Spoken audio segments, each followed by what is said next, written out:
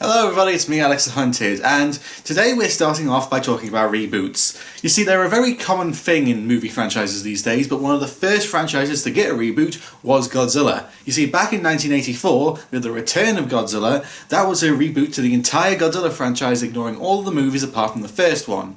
And that gave us the Heisei series of movies, which is my personal favourite era of Godzilla. However, after Godzilla vs. Destroyer was supposed to be the final Godzilla movie, then that movie happened. Godzilla was rebooted again by Toho in 1999 with Godzilla 2000, which was again a reboot for the entire franchise, ignoring all the movies apart from the first one. And that gave us the Millennium series of movies, which, however, that should have been an ongoing series of movies, kind of became nothing but reboots. You see, out of the 6 movies in the Millennium series of movies, only one of them isn't a reboot. And coming to think about it, the last 8 Godzilla movies, only one of them wasn't a reboot. So, let's talk about another reboot in the Millennium series, because today we're talking about Godzilla vs. Megaguirus.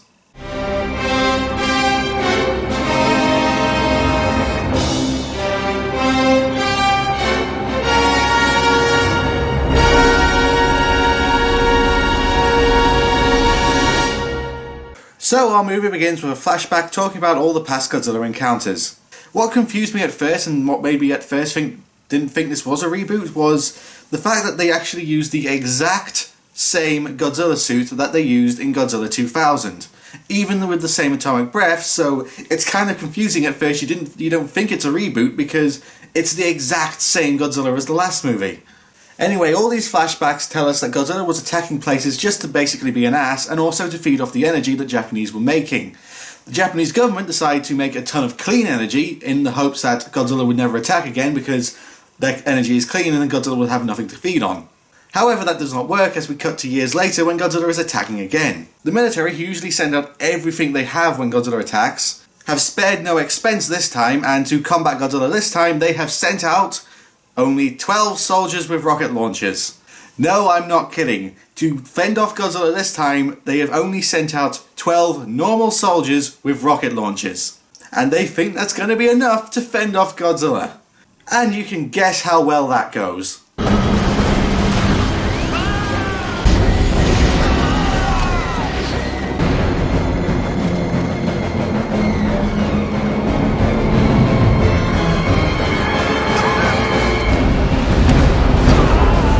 So Godzilla ends up killing all but one soldier, the female and our main character, Kiriko, who screams at Godzilla and blasts him with the title card. We cut to 2001, where we meet another character, Harajimi. He's that nerdy tech guy who can literally make anything because he's a nerdy tech guy. He's also really annoying and always so smug, and I really don't like smug characters. They always try to joke things away, even when things are really serious. They can kind of ruin a very serious moment by trying to be funny. Anyway, Kiriko comes in and says that GSEC, no, it's not G-Force, they just changed the name for some reason. Anyway, the GSEC need his help and they're drafting him in.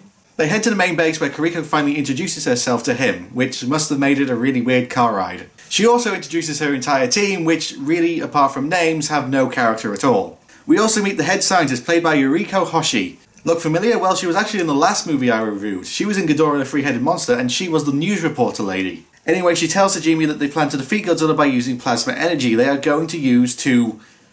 I'm just going to let them say it. With a new plasma weapon we're developing. A miniaturized black hole. Black hole? Black hole, right. It'll swallow Godzilla and keep it prisoner. For eternity. You heard it right, folks. A black hole gun. The Japanese military have managed to weaponize the most powerful thing in the universe. Something that is inescapable. Something that time and light cannot escape from. The Japanese have managed to harness the power of a collapsing star, and they're going to use it as a weapon to fire at Godzilla. And what's even better is they don't see this going wrong in any way. They have the power to destroy the entire planet way worse than Godzilla ever could, and they don't see it going wrong in any way. So after Godzilla is seen not far off the coast of Japan, Tech Guy decides to agree and build the world-destroying weapon. We cut to 3 months later where we see...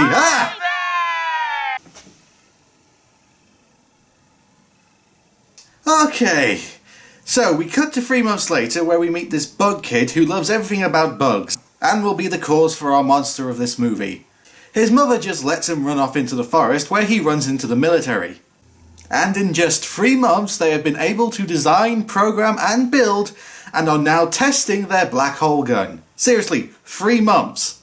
I know the Japanese are all supposed to be efficient and everything, but 3 goddamn months to make a world-ending weapon is stretching it a bit.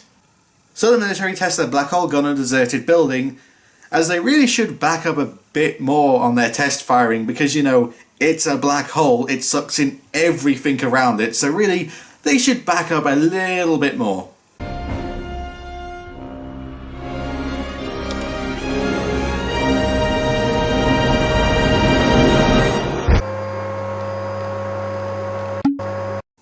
Actually, that doesn't happen, but the black hole gun does work and it just stops for some reason, leaving it behind a wormhole. And for some reason also, the black hole gun sucks up what's in front of it and not what's around it.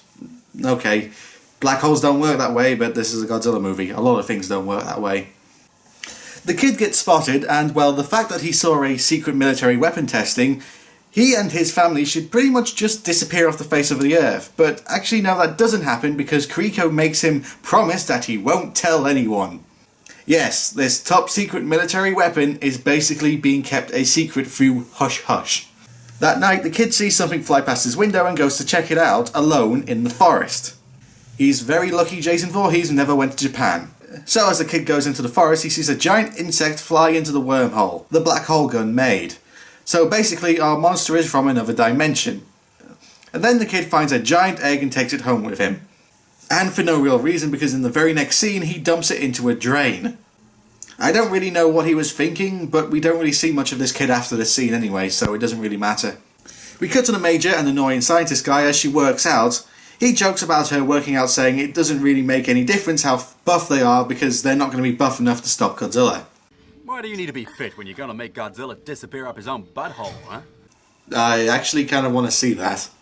Anyway, he's made a tracking bullet which they can shoot into Godzilla and track where he's going. That night, a ton of leaks appear all across Japan for no real explanation. They just sort of happen. We never actually find out what caused this, but it has something to do with our monster, but they never explain it. If anything, it only just makes more questions for later. But before we can think too much about that, some comic relief stupid characters show up who are not funny at all. And really, they kind of just look like Japanese bulk and skull. Anyway, as they look over the leak, above them, a creature is watching them. It's a Megalulon. You remember them from my Rodan review, those annoying ass bugs that wouldn't shut up? Well, this is the new version, and they look so much better, and they don't make any noise at all. And you would think this bug looking over these comic relief prey would basically be an easy kill for them, but no, it just walks off and doesn't kill them, which is a real shame because they were just primed to be murdered. But it just goes off and kills some other random people.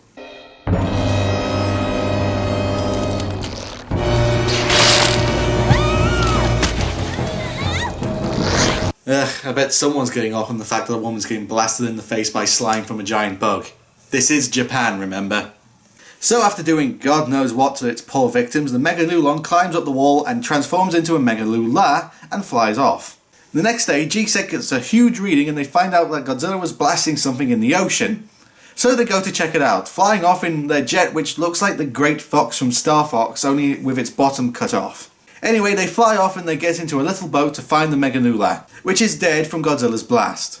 I do really like the giant Megalula practical effect. I mean, I know it's a joke that Godzilla films are just guys in rubber suits, but I really just like the care and detail and attention that went into these basically practical effects that will only be seen for a few seconds. And I say only a few because soon after they get a sample of the bug, they get an urgent message that he is coming. And it's not that Godzilla is approaching them, he is directly underneath them and he is coming up fast. Kiriko sends her men up to the jet but stays behind for some reason. Her Geiger counter goes off into the dangerous alert level, which means it doesn't really matter what she does now because she has just been soaked in radiation poisoning, because wherever Godzilla goes, he leaves huge amounts of radiation fallout because he got hit by a nuclear bomb and, well, he's just covered in nuclear radiation. So no matter what this woman does, she is basically dying of radiation poisoning from here on out. So Godzilla emerges in a pretty awesome shot of just his spines coming out of the sea, and Major Kiriko is thrown off her boat, so she swims towards Godzilla and climbs atop him. And this is the only time ever in the Godzilla franchise that a human has actually touched Godzilla. And well, it's awesome. She's actually riding on the back of Godzilla. And she is the only character who can claim to do so. Whee! So she fires the tracking bullet into Godzilla. So wait a minute. Missiles and lasers do shit to Godzilla, but a small bullet can embed itself into his scales? How the hell does that work? Anyway, Godzilla dives into the water, Kiriko saying that Godzilla won't get away, just as he gets away. But they do drop a remote-controlled submarine into the water to follow him. Oh, and by the way, remember when I said it took only 3 months to make the black hole gun? Well, they also managed to build a satellite to airdrop the black hole onto Godzilla in just 3 months! And let's keep in mind how long it takes to build a satellite and send it up to space in the real world. The Japanese can only do it in 3 months. And they can put a gun onto it. That's kind of meaning that the only thing that will be left when the black hole gun is fired is the satellite that fired the black hole.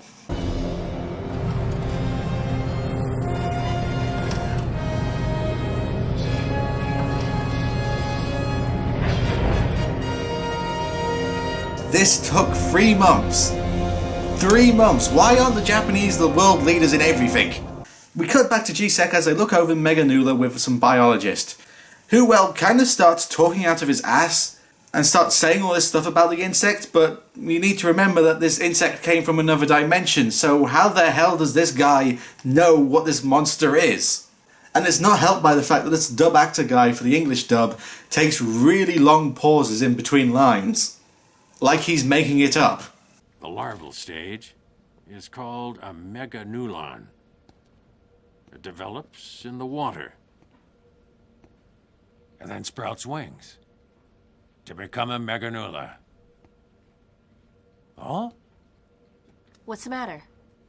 The meganula usually lives in big swarms. What's more, it's aggressive. Extremely. If I keep talking like this, they won't figure out that I am just making this up as I go along. I'm also Captain Kirk. Spock. Oh, and by the way, Tokyo is just completely flooded. What, this came right out of nowhere? Well, but that's because it does in the movie. I mean, the last scene we saw were the drains flooding, and now, bam, Tokyo is entirely underwater. And there is still no explanation as to why. It just happened. As G-Sec send in a mini-sub to see what's going on, they find a huge nest of eggs, and they think of a plan to get rid of them, which is simply blow them up. Anyway, as they continue to track Godzilla, Kiriko goes to the Japanese parliament to show off their plans with the black hole gun, which is to basically lure Godzilla to a remote island and blast him with the black hole gun. That's right. What guarantees you giving us? What happens if your toy causes a disaster? It won't happen, I promise. Oh please, what kind of disaster could a black hole gun cause? So anyway, scientist guy makes a really creepy computer program to look after the black hole gun, which the avatar is modelled after Kiriko, you know, the major, and she's in a nurse's outfit. This is Japan, I need to remember that. So the plan is a go, and the military send out their jets to lure Godzilla to the island. And for some reason, since they can track him with the tracking bullet, they just can't fire it into water. For some reason, the black hole gun doesn't work in water. Okay. Anyway, they annoy Godzilla by blasting missiles at him to lure him towards the island. Godzilla just fires back with his atomic breath, destroying all the jets and leaving only the Star Fox. But they manage to get him to the location as they get ready to fire the black hole. However, back in flooded Tokyo, as they go to blow up the eggs, they are too late and the Meganulons have already hatched and they're turning into Meganulas, creating a giant swarm that flies off towards Godzilla. Now there are too many things in the way of the targeting system for the black hole gun to lock onto Godzilla. Wait, what? I'm starting to think that the writers don't know how a black hole works, because a black hole doesn't need to lock onto anything, it sucks up everything. So just point it at Godzilla and shoot, you don't need to lock on. Anyway, the Meganulas attack, swarming all over Godzilla, and they start to sting him and absorb his energy. Godzilla just gets annoyed again and starts to act like he has a bad itch and starts to scratch and rub against the mountain. As they keep attacking, G-Sec can't really do much, but just wait till Godzilla is done being an exterminator, and he has some really powerful bug spray. Anyway, after Godzilla is done being on a bug hunt, the black hole gun finally locks on and fires. And by the way, the jet should really back up a bit if they're firing a black hole at Godzilla. You know, it's in the air and it's got nothing really to hold it back from when the black hole gun, you know, is a black hole and sucks it up. But anyway, the black hole lands on Godzilla, who really doesn't look like he gives a crap. They fly around the giant crater they made, seeing some surviving Meganula that also somehow managed to survive a black hole. So of course Godzilla survived it, still looking like he doesn't really give a shit. And it's stuff like this is why I love Godzilla. I mean, it's a black hole gun. It's a black hole. It's one of the most powerful things in the universe, and he's not even phased. He just walks away like nothing happened. Even turning to look at the Star Fox, like, what, is that all you've got? And then just turns away and walks off. So the Meganula fly back to Japan and dive into the water towards a giant Meganula, giving it all their energy they absorb from Godzilla, and dying. Anyway, Kiriko and the annoying scientist nerd get into a shouting match, and Kiriko just twists his arm, and I kind of wish that she broke it, but you know, we always don't get what we want. So he goes off to the flooded area because all the electronics are going haywire for some reason. We've had a number of instruments go haywire recently. Yeah, not to mention the radio. Wait a minute. What if there was something magnetic under the water causing all these problems? Wait, so Megaguirus is magnetic? Are there magnetic bugs in nature? Okay, this is just a Godzilla movie. Why the hell am I asking these questions? Let's just get to the giant bug.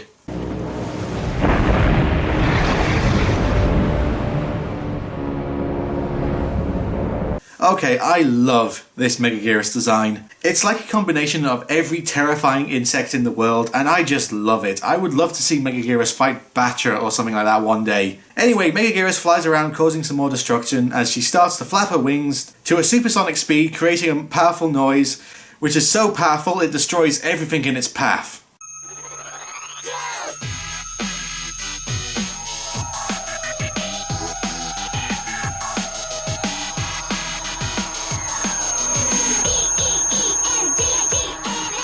So Megaguirus does some more destruction and the scientist guy gets crushed underneath some rubble, but he doesn't die. Boo! So Dr. Shatner talks more out of his ass about Megaguirus, and this is really where we get one of the stupidest dub mistakes in the movie, because it's confirmed that Megaguirus is a female kaiju, but in the dub, however, they say she's male, and then they say that she's a queen. It was the king of the Meganula. Yes. It's called Megaguirus. Like a queen bee. Seriously, did you not read that over? Anyway, Godzilla is spotted heading towards Tokyo, and the GSEC don't really know why, because all the other time Godzilla is attacked, it's because he's after some nuclear energy to feed on, and there isn't any in Tokyo. However, their boss is acting suspicious and says he can't tell them stuff, so of course we know he's got nothing to hide. So yeah, Godzilla starts to rise from the ocean, and we get another dub mistake where they say that Godzilla is surfacing, and then the crew of the jet act surprised that Godzilla is surfacing. He's coming up.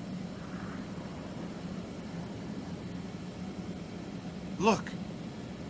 Godzilla's surfacing! So yeah, Godzilla makes landfall and soon Megaguirus appears and they again act surprised. And I'm surprised because why weren't they tracking this giant bug? Anyway, Godzilla and Megaguirus meet and they begin to fight. And although this isn't a good Godzilla movie, this does have one of my favourite Godzilla fights in it because, well, Megaguirus is just a bitch and just dicks around with Godzilla. She doesn't really hurt him, more just piss him off more and more and annoy him. She flies around so fast Godzilla can't hit her, and she doesn't really hit him, just more smack him around every now and then throws him onto the ground and then drops a building on top of him, smiling as she does it. She also does it a few times where she just appears behind Godzilla and then just flies off when he tries to turn around. It's really funny. And then she does this.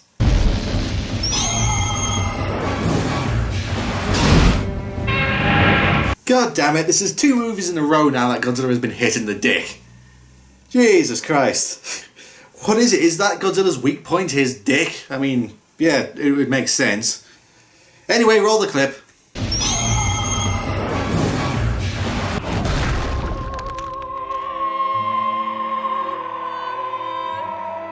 So Megaguirus stabs Godzilla with her tail and starts to suck out his energy, making Godzilla unable to fire his atomic breath. Ha! Typical woman, leeching off the power of the more powerful men. That was a joke.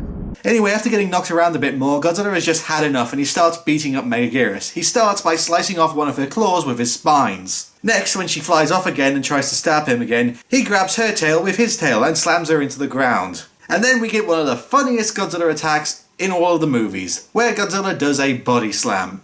It's super effective.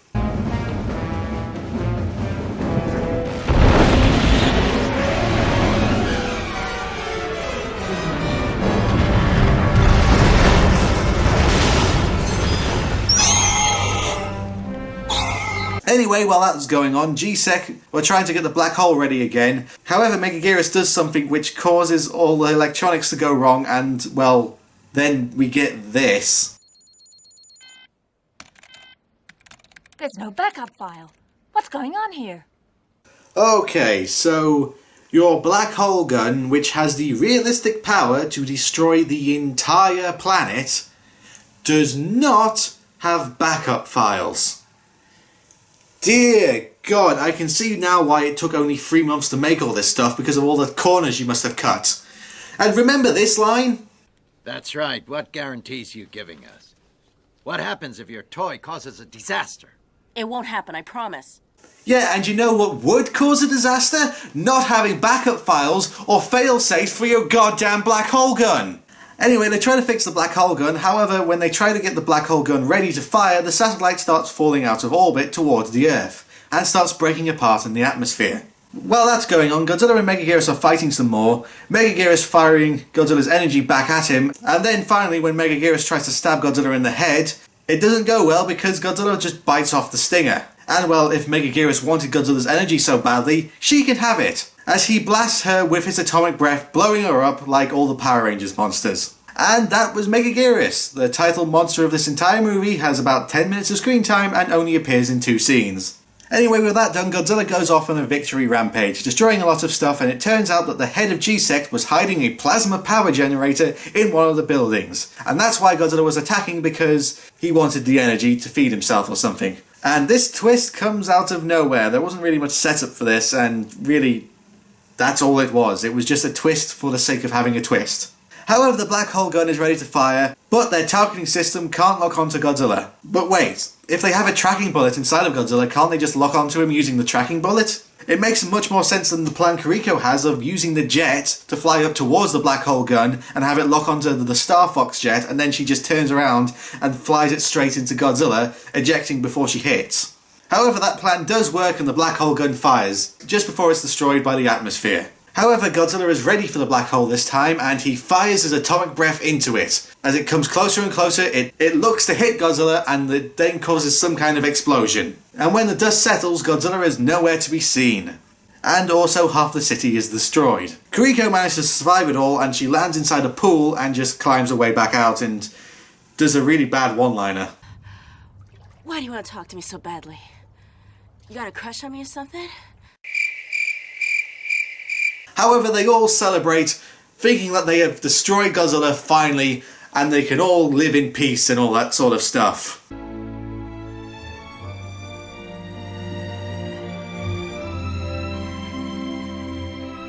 I did it! I saved the city! Anyway, time passes from then, and the scientist guy is back in his store where he was at the start of the movie. But Kiriko comes saying that they need his help again, and then also punches him in his broken arm. Careful, we're talking about a broken arm here. Oh, sorry. And that is the final line of this movie. Yeah, that's how they ended it. There's no one big final scene, no reveal or anything. It's just, oh, sorry, and that's the end of the movie. Well, not really, because we do get an after-credits scene. Sadly, it does not involve Samuel L. Jackson recruiting Godzilla into the Avengers program. But it does show us what happened to the end. And as usual, the military failed.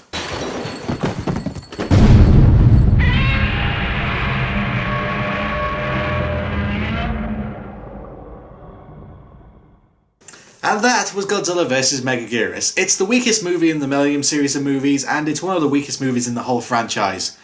I mean, Godzilla and Megaguirus themselves are pretty awesome, it's just everything else that just drags this movie down. The main characters are either annoying as hell or just idiots or don't really have any character at all. And while I do like having a main character be a female and the main lead being a female, her character of being basically a Captain Ahab being obsessed in destroying Godzilla makes her come off at times more of an idiot than a hard ass. The Millennium series would do this character much better 2 movies later. And really, I don't have much of a problem with the black hole gun as itself. I mean, it's a Godzilla movie, there's ridiculous stuff like that in a Godzilla movie. It's more how stupid these so-called scientists wield this power. I mean, not having fail-safes and backup systems for this gun and all that sort of stuff just comes off as really idiotic. So I would recommend this movie if you want a good laugh, but if you want to see a 2000s Godzilla movie, I would say I wouldn't recommend it at all. And with that done, let's head back to the wheel, and I will see you guys next time when I review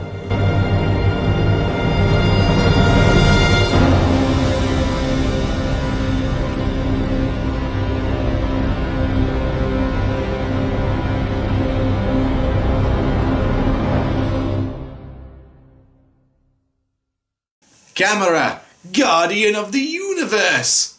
I will see you guys then. Ah, you thought you got rid of me, but no. This is me talking after the credits for some reason. But anyway, if you want to see more Godzilla movies, my reviews and reactions and stuff like that, make sure to like and subscribe. And also comment down below, tell me what you thought of this movie. Did you like it? Did you not like it? What's your thoughts altogether? I would like to know.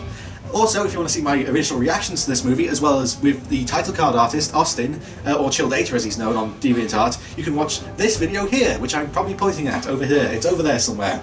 You click on that to watch our initial reactions to it, and if you want to get title card work and art stuff done, give Austin a message on his DeviantArt page. He starts commissions from just $10, so you know it's pretty good value for the quality of art that he does. And if you want to see my last review, which was got Ghidorah the Three-Headed Monster, make sure to click that one right here. And well, with all that said and done, again, remember to like, comment and subscribe, and I'm Alexthehunted, and I will see you guys next time. I'm sure the credits are done by now. Goodbye.